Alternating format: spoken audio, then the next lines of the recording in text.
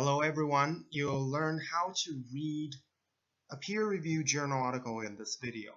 Before we start, I would strongly recommend that you print off the journal article that I assigned for you this week. You should print it off, or at least if you have a tablet or an e-reader, you should have it right next to me, so it will be easier for you to kind of follow when you're watching this video. And the objective of this video is to learn how to read and understand the structure of a peer-reviewed journal article. And this will be very some of the video you'll see kind of overlap with the library workshop that you just had. And so this is like a quick review of the library workshop, and also maybe I'll cover something that you haven't learned from the workshop yet. So first of all, what is a peer-reviewed journal article? And then what do you mean by peer-reviewed? So who are the peers? So as you can see in the handout, so the peers can refer to scholars, researchers, experts in the field. So somebody who has a lot of knowledge, who has a lot of experience, expertise in that field.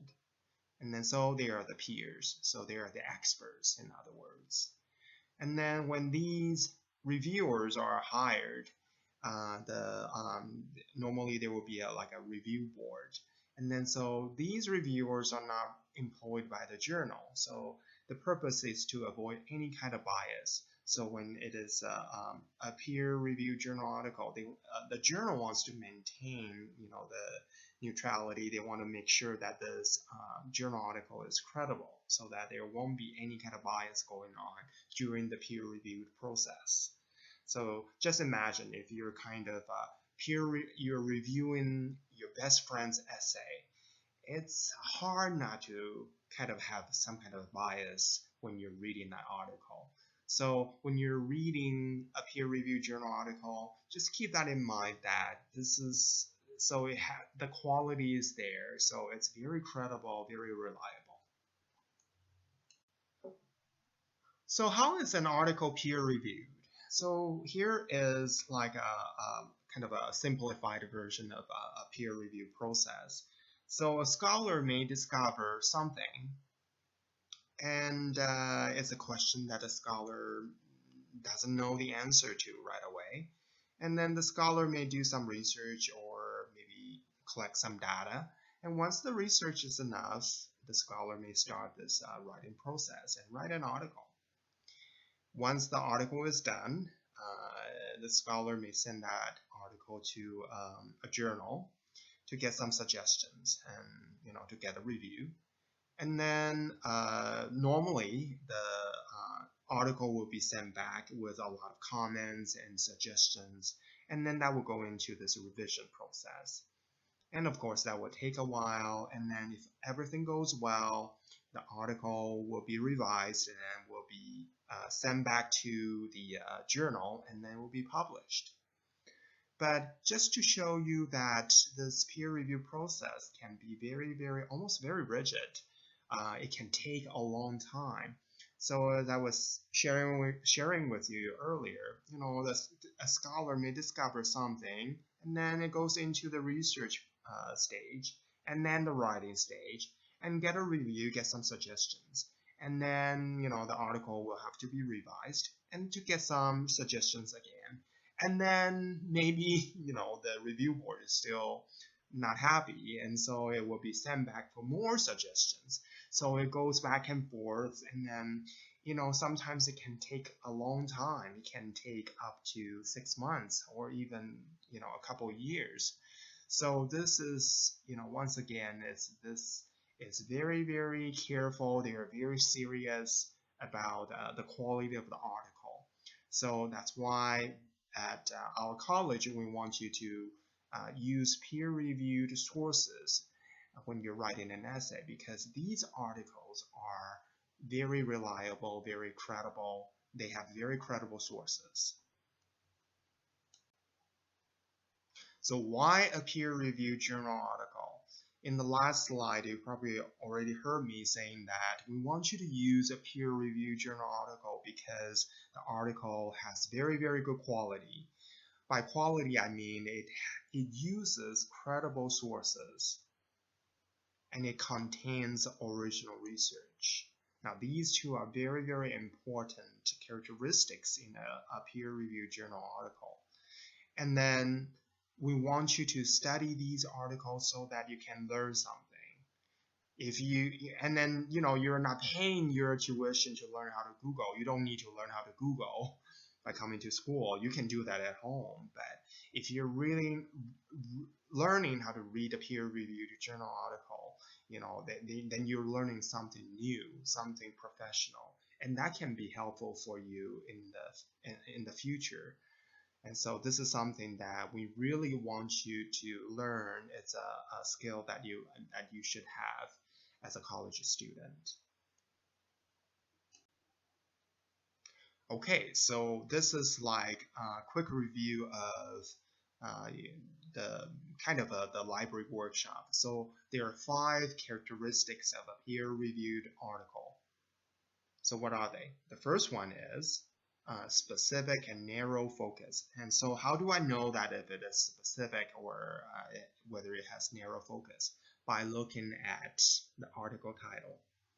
So when the article title, so a peer-reviewed journal article normally will have a very specific and a long title.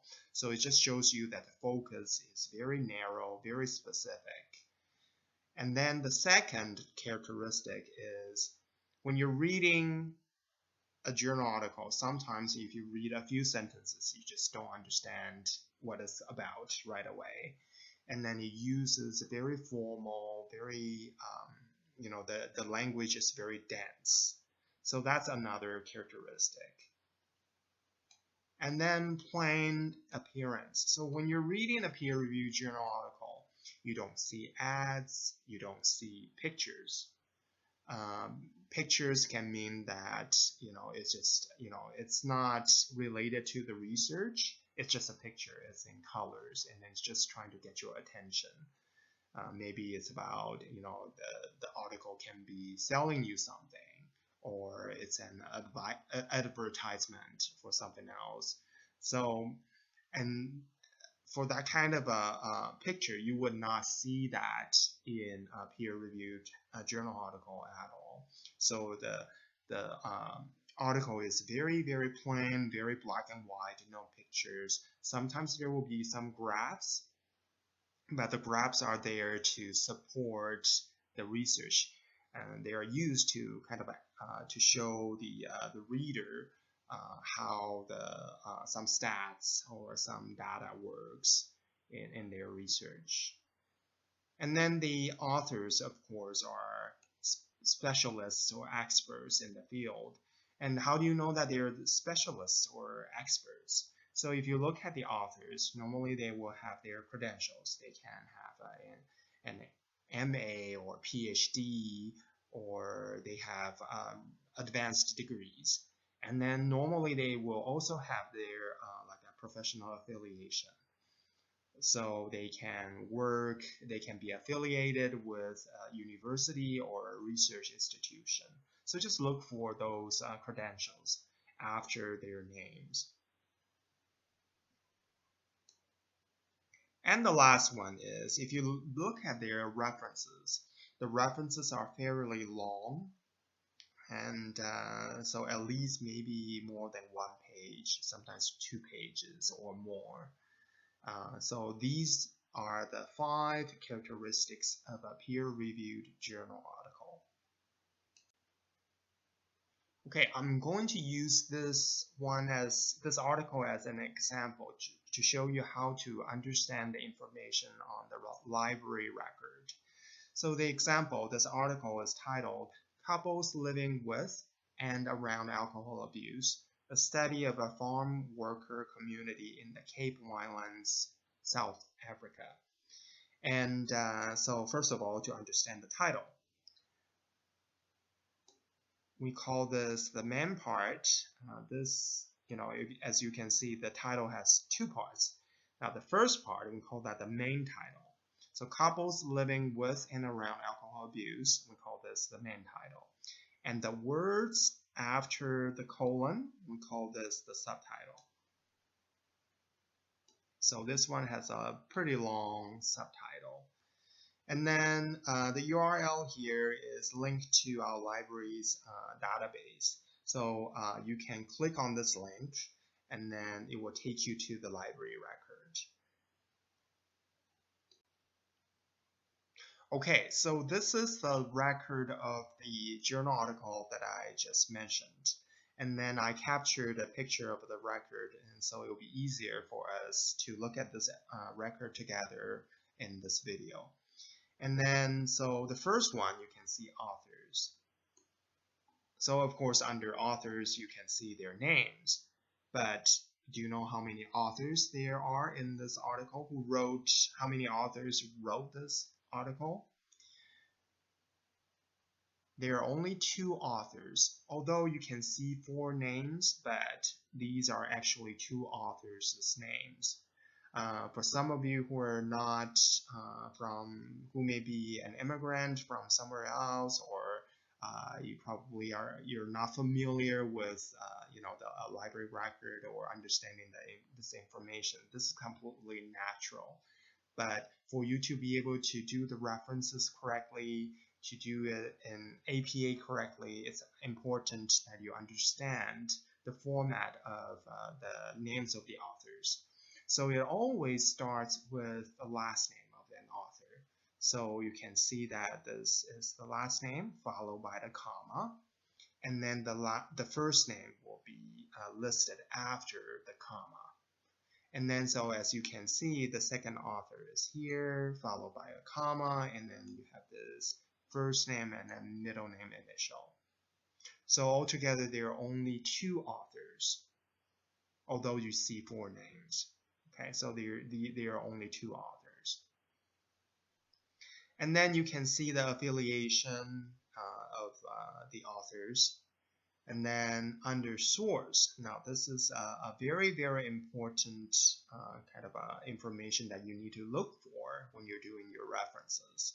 Under source, you can see the name of the journal article.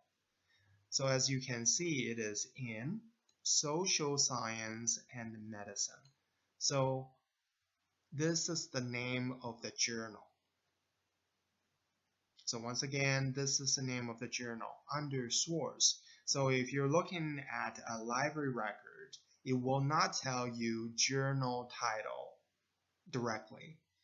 You look for the journal title under source, and normally it will be highlighted in blue, and then it has a kind of a hyperlink. And then after that, it will tell you when this article was published. So it was published in May 2016. And then you have the volume number. The volume number is 156. And then the page numbers. So it's from page 167 to page 174. So what this means is that if you're looking for this article titled Couples Living with and Around Alcohol Abuse, you can go to this journal titled Social Science and Medicine. This article was published in 2016, and the volume number is 156. And if you go to the specific volume of the journal, from page 167 to page 174, you can see this article titled Couples Living with and Around Alcohol Abuse. So once again, there is that journal title and journal article title. So these are 2 different things. So the journal article title, so that's what you see. This is the journal article title. And then this is the journal title. So it's Social Science and Medicine. So the difference is that, so the kind of the analogy that I like to use is to think about a journal as a book. So inside the book, and it may have many, many articles. And then one of the articles published in this book called Social Science and Medicine is Couples Living with and Around Alcohol Abuse. So once again, a journal is like a book, or whether you call that a magazine or whatever, it doesn't matter. But inside that publication, inside that book, there are some other articles. And this article, Couples Living with and Around Alcohol Abuse, is one of the articles published in this book or in this journal. I hope that's clear to you. And because some students may be confused about the difference between a journal article and then a journal. So that's the basic difference. And then on the record, sometimes you also see abstracts, and then so you can see that the layout of the abstract. So it's laid out pretty nicely for you on this record here. So the next one is a little kind of an exercise or activity for you. So the question is this article peer reviewed? So here is the example that I want you to look at, kind of an activity for you to see if this article is peer reviewed or not. The article has a long title, Nutrition Education in Residential Alcohol Treatment Facilities, and then you have the names of the names of the authors. So let's look at the record here. So the authors.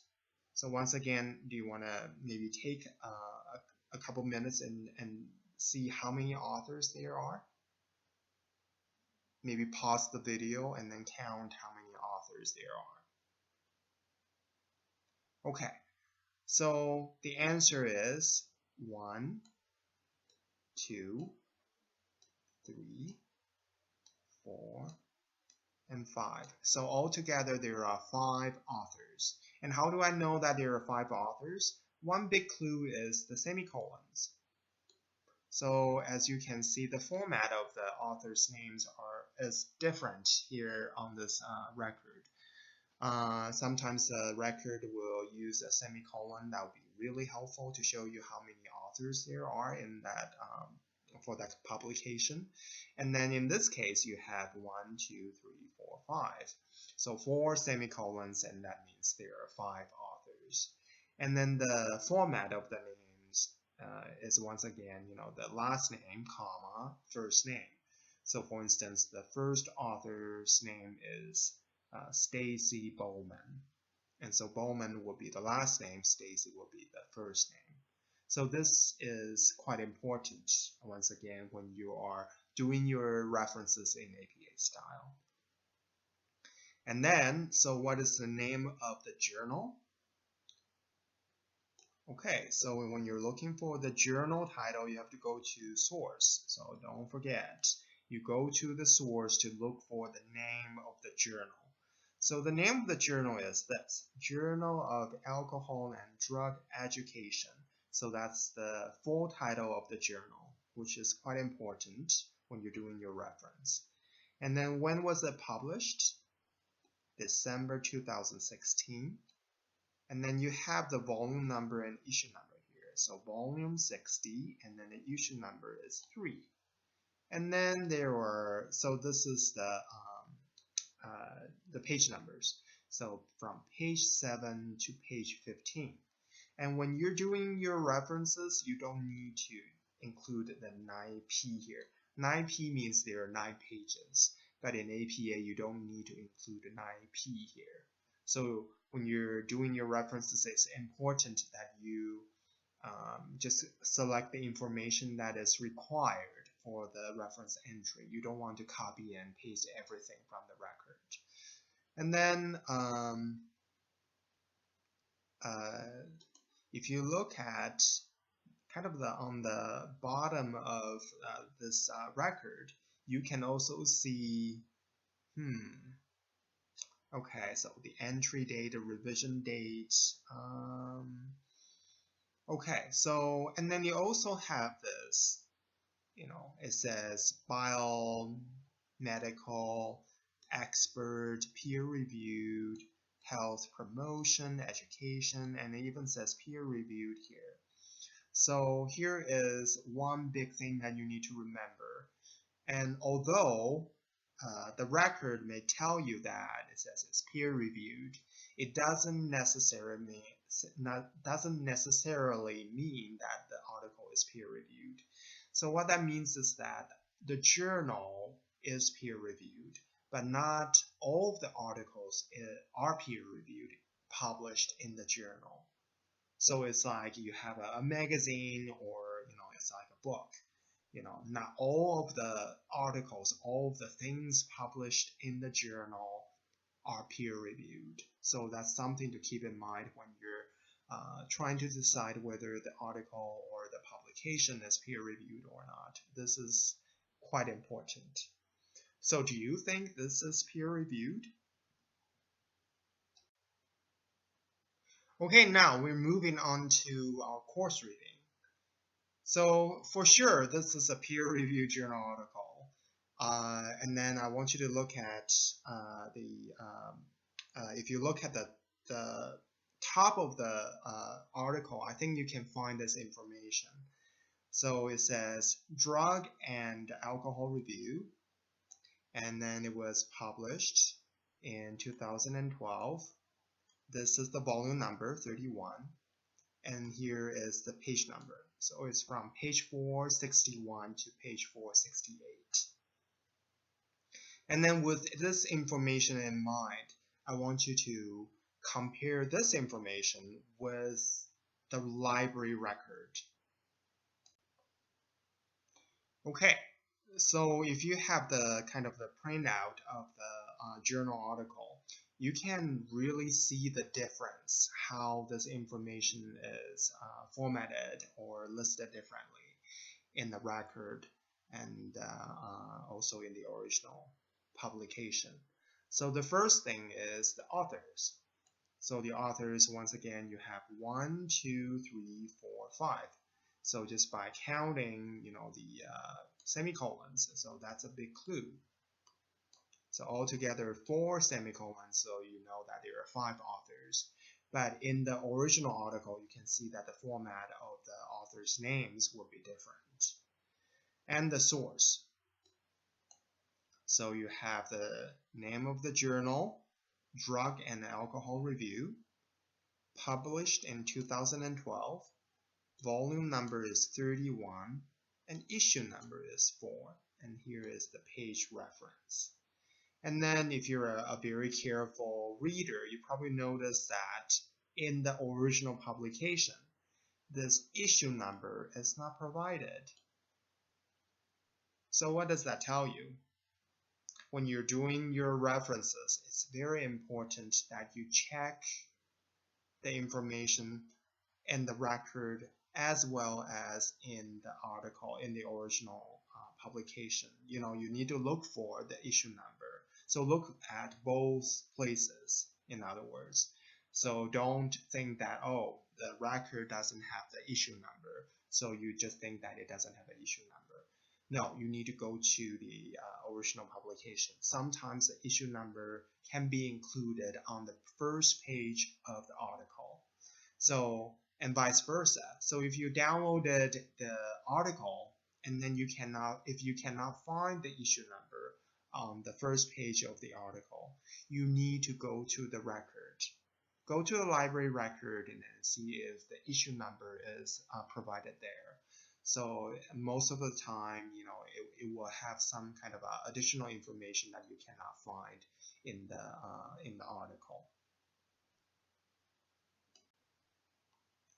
Okay, and then so as I was saying earlier, this is the journal title here, Drug and Alcohol Review. And then once again, you have this information here. That's the journal title. Published in 2012, June. Volume number is 31, and then this is the page number. You have the DOI. Did you see the DOI when you're looking at the record? The answer is no. So once again, the DOI was not provided in the record, but it was provided, but it's right now being provided on top of this article. So it's once again very important that you look at both places, look at the record, look at the article to find the information that you need when you do your references in APA style. And then the names of the authors. So you have 5 authors. And then this time you have the commas, right? So 5 authors. And then you have the name of the article.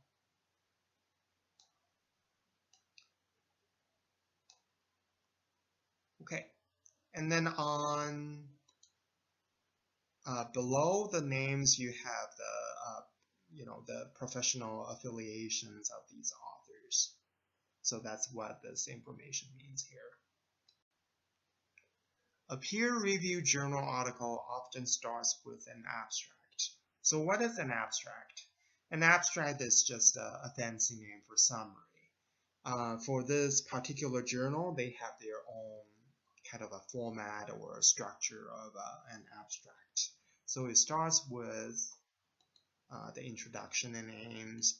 So it starts with the motivation or the something that why they're doing this research, why they conducted this research, or they started with the problem statement or the what question. So kind of a what was the problem, why we're conducting this research. And then after that introduction section of the abstract, you can see the design and methods. Or maybe you can say, what's their approach, or it answers the how question. So it starts with why, why we're doing this research, what is the research about, what was the problem, and how we conducted the research. And then kind of at the end of the abstract, you have the results. So they were sharing the findings or the answers to the questions. And then at the end, you have the discussion and conclusions. So there are some recommendations or the implications of the answers. Or sometimes the scholars may have some kind of interpretation, how they interpret or how they kind of analyze the data that they collected from their research. When you're reading this peer-reviewed journal article, you can see that it's very, very scientific, it's very structured.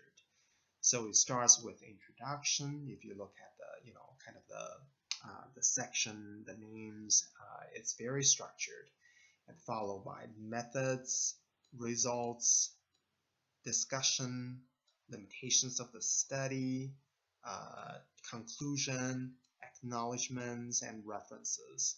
So each section has its own heading. And under each heading, you have all these, the information is in a way kind of divided very clearly. And so under each heading, you can understand that, what the scholars or what the article is trying to communicate with you. So let's read a couple sentences together. This is the first couple sentences in the introduction. So it says, substance dependency is a significant social problem worldwide, especially affecting teenagers, young adults. With the higher per capita opium and heroin use in the world, Iran currently faces a public health crisis due to substance dependency. So in the first couple of sentences, you probably notice immediately that there is this. You see the 1, 2, and 3. So what do these things mean? If some of you are not familiar with, a peer-reviewed journal article, you may wonder why are these numbers here? Is that sentence number 1 or sentence number 2 or sentence number 3? No, these are footnotes. So this article is not using APA style. It's using a different kind of a citation guidelines. So it has its own kind of formatting or citation guidelines. So in other words, it's not in APA. It's using a footnote here. So let me kind of translate that for you just to help you understand why the number is there. So here, substance dependency is a significant social problem worldwide. And then how do the authors know that it's a significant social problem, right? Why is this a social problem? So if you're interested in learning why it's a social problem worldwide, you can go to the footnote, go to the references, number 1. So if you go to references number 1, there is a publication where you can read more about this problem. And then especially affecting teenagers and young adults. And how do I know that it's affecting teenagers and young adults? You go to reference number 2. So you can read that publication and learn more about why this problem is affecting teenagers and young adults more than others.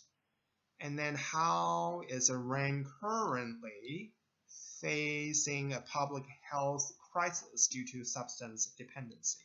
So once again, you see this number 3 here. So what that means is that you can go to reference number 3 to learn more about this public health crisis. So in other words, these numbers are just like footnotes. They're guiding the readers to find more information about a problem or about their reference.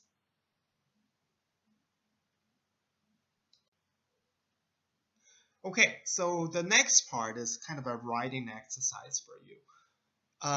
When you're reading a peer-reviewed journal article, or actually any kind of article, I think it will be a really good exercise for you just to test you, just to see if you really understand the article correctly. This can really show kind of a, test your own understanding of the article. So here's what I want you to do. I want you to use a sentence or a few words to summarize each paragraph in the introduction of this peer-reviewed journal article. Kind of use a few words. It doesn't have to be a complete sentence. It's just a few words. And then look at each paragraph. After you read the first paragraph, use a few words to tell me what that first paragraph is about. See if you can just use a few words. Try not to use the words from the paragraph. Try to use your own words, and then or tell me what that first paragraph is doing. What is the purpose of that paragraph? So this is just a really good exercise to see if you really understand the article. So do that right now. I want you to pause this video. And so this is kind of a very good writing exercise for you. And then after this slide, you will see my answers. And those answers, of course, are just like, my, that's the way, that would be the words that I would put if I, kind of want to know, if I want to summarize each paragraph or kind of remind myself the purpose of each paragraph in the introduction. So pause this video right now and then do the writing exercise. Don't cheat. Okay, welcome back. So I trust that you just paused the video and then did your exercise. And so you can see that each paragraph, so altogether there are 6 paragraphs in the introduction. So each paragraph is trying to communicate something with you, with the reader. And in other words, each paragraph has its own purpose. So for instance, in paragraph number 1, the background, the authors, the writers are trying to introduce you to the background of a substance dependency in Iran. So that's kind of the purpose. That's a quick summary of the first paragraph, the most important information of that paragraph. And then in paragraph number 2, number 3, and to number 6. You can see that I kind of laid it out for you, the problem, the importance of studying this adolescent substance abuse in Iran. So each paragraph has a purpose. So when you're writing your own essay, your own research paper, remember that each paragraph needs to have a controlling idea. Without this controlling idea, your paragraph will be messy.